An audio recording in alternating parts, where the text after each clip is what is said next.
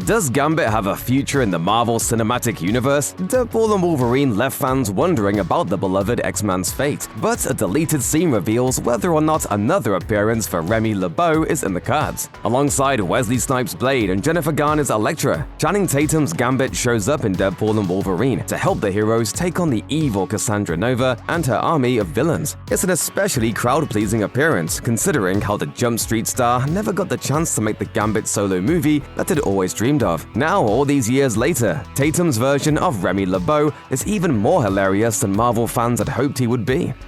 I'm about to make a name for myself here. That said, the ending of Deadpool and Wolverine leaves things ambiguous for the fan-favorite X-Man.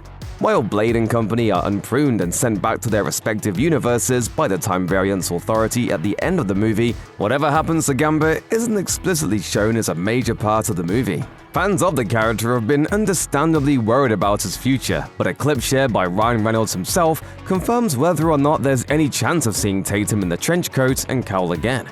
The scene, which Reynolds posted on Instagram, shows the laconic hero walking through a scene of fallen bodies, indicating that he must have kicked some additional butt off screen during the dramatic showdown between good and evil. He looks into the distance and smiles, suggesting that he's about to return to his home world, or maybe even heading to the Prime timeline.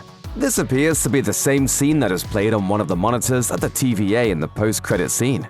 That's good news for fans, and it leaves the door open for Tatum to reprise the role of Gambit in the MCU down the line. That said, what are the chances of that ever happening? Lots of people would love to see this particular version of Gambit go on an adventure of his own someday, Tatum himself most of all. During an appearance on The Tonight Show starring Jimmy Fallon, the actor was brutally honest about the lengths he would go to in order to make it a reality.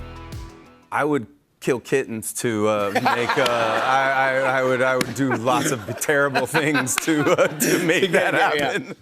Even though Marvel was never willing to take a chance on Gambit, Ryan Reynolds was. Tatum has been sure to express his gratitude to Reynolds for finally giving him the chance to portray his favorite superhero. As he wrote on social media, "There is almost no one that has had my back in this industry more than Ryan Reynolds. I thought I had lost Gambit forever, but he fought for me and Gambit. I will owe him probably forever, because I'm not sure how I could ever do something that would be equal to what this has meant to me." Needless to say, the Magic Mike star has made it clear that he'd like to pick up the playing cards once again down the line. As it stands, the power lies in Marvel's hands, and it remains to be seen whether or not Kevin Feige and his crew have future plans for Gambit. Still, Deadpool and Wolverine has given the character an important stepping stone into the MCU.